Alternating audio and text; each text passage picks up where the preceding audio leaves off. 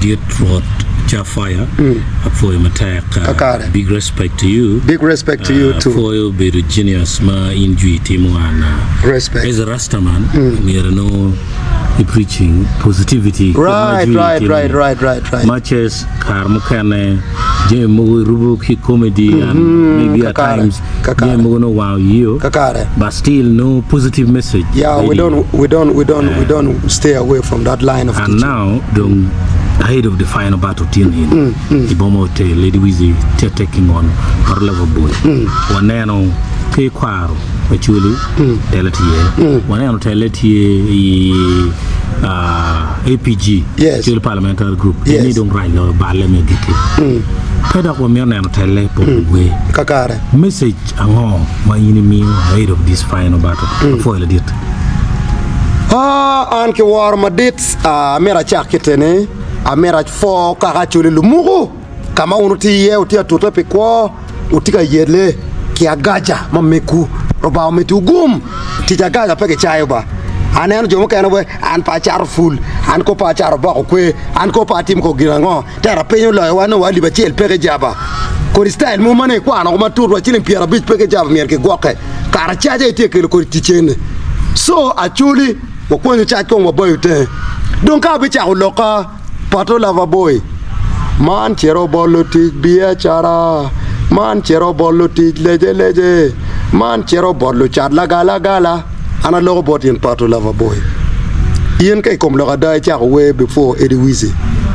ke kane ke tetama an chunya pe yo mete lewoni ngoma uti ka timne ne keyboard an unu log gin mate ka time kenu no ber mer chalo business chalo gin mo bi no ke chene dok chalo gin mo bi ribo dano ento Pato ka yene bi kwanye ne wa chwinye kuja ibi kwero Eddy Wizzy che mier ngene wa mi che yin la bal mo miera chimi wa life Pato Loverboy ingene wa goy wa we mati yit wa ni kwiri ma we ti ma ko match ma an pa bile nge dok be kere ka yiti mo bal ka yino mer wa pocket life u chara wa jbot ma ni ma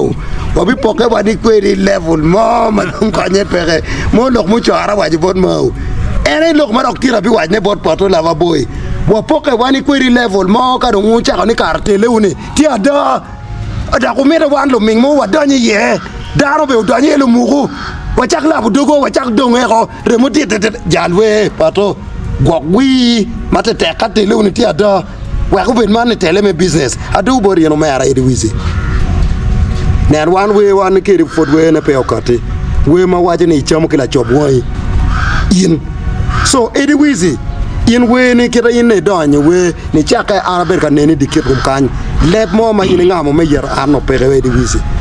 ginu mo ma ane na yiti o maraj no loko mo ma no ni loko maraj ko mano pere ero Eddy Wizzy anoni ti arwenyo ba ye ben me chwa ko tele eni amira wa loko ne Eddy Wizzy donc lok eni wa ko bera gik a chaka ke gik ne lok mete ko la ko tele eni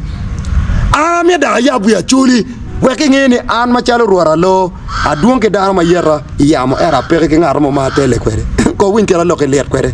aduon ke daro ma yera yamo era pere ke ngaro mo kera chel ko man ma tele kere yamo kera nga ke do ngaro yek talo ngo ilu ba chuli kan pe atika tele kere unu winyi kere ko nga na loko dai ken iko ngato mo ken me winya loko ko na loko ada dok an ngato mo la diet megamente mo ma bitit kera ni alolo ni kom ngari alolo ni kom la we ni alolo ni kom ngari pa beteme piana ma chel ki luara ki chako donyo borni ni piana chako ki vunba kay lok mengchi kerin gamente ka do yo tabit ene cher luo police ni ke magane no de ti ngom no ka do yo pi lok ming mane ke lu bot an chirong type dana yin donyo borni ni mi chako bitani ai lo ni kom ngari chi mira ana chung ki tiana rio ni gina wano mira kar ne wa mira ripe together is one. This is a message to Pato Loverboy and Eddy Wizzy.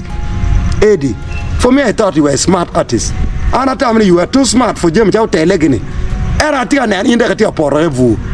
Yes, we ni ben ka ber ka we ne umot. We ni bedak pedak we mo ma tia promoting tele twal. Ti don kit tele no chaka ni. Pengo unu ye this crazy idea ni me ronda ni tele. Amira wad ni ngat mo yubu tele kinu ni ngat la poya marat. Ngat mo yubu tele kini Eddy Wizzy kini Pato Lover la poya. Arabi yero ngat life. Kade dega chi dega la poya marat. dugu la pen yin ngat te be ngi a do en ki fun la wat miu pe ni de me rubu ya chuli ko man ma dan te ba wen Pato Loverboy Eddy Wizzy Pato Loverboy da o lo ki bu ni lok mi ngeni cha wen to yin go wi ma te karaj ka don content pe wi i che cha de te content me tele ya wek to Pato ku ya wi ki ne Eddy awai kona ngi wai yupe mer pi bune be mar lit ki bora agoyi ko menono agoyi ko lit me riemo mingi ni ki wi pe ko yin mer ba chuli jana ko nen kare me fonya chuli ne ba a chuli uno ake kem donc enen lo la ka pour lo wow alien skin pour foto la wo kenen tika do marka ogero wa mansion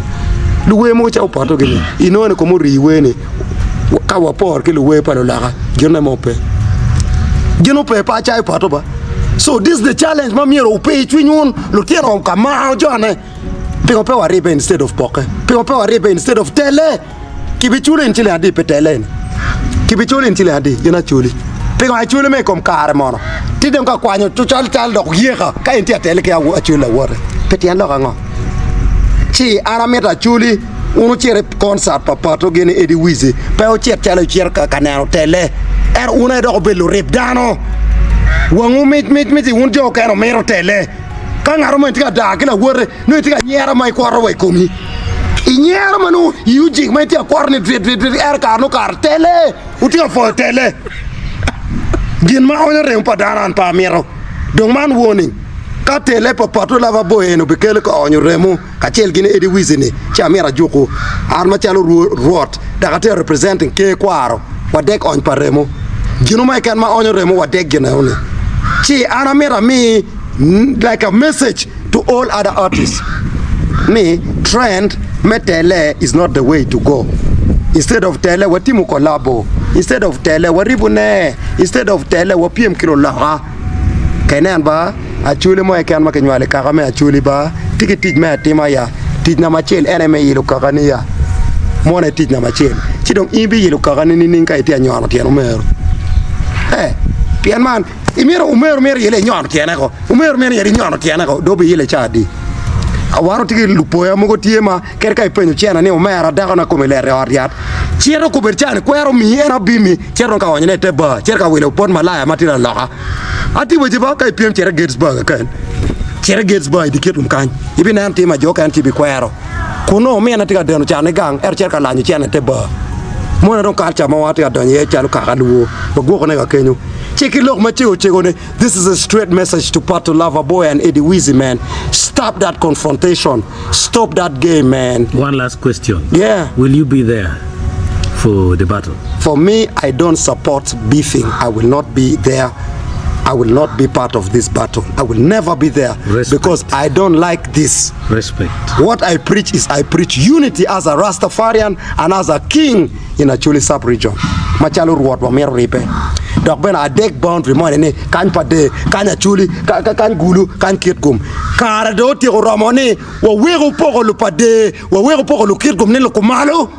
Wo wego yeta no ki gulu ka chane. Wan lu kitgum be wo wego yer lu gulu. Ngoma nyor ne ngarma na ke gulu no ke choy ko mene wa ke gulu ngoma yor ne ngarma na ke pade no ke choy ko ne ke choy te to ne wa pade apoko me mingi wa giro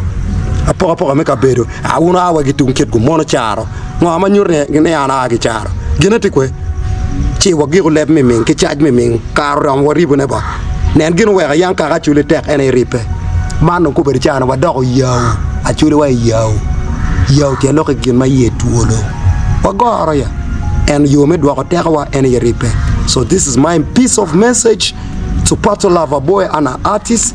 and to Eddy Wizzy as an artist. You people unite. Get your shit together, man. Bring your game together. We need to combine all these games to bring one game, unity forward.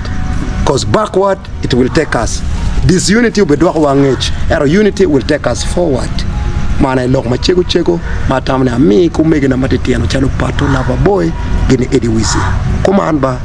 Rastafari.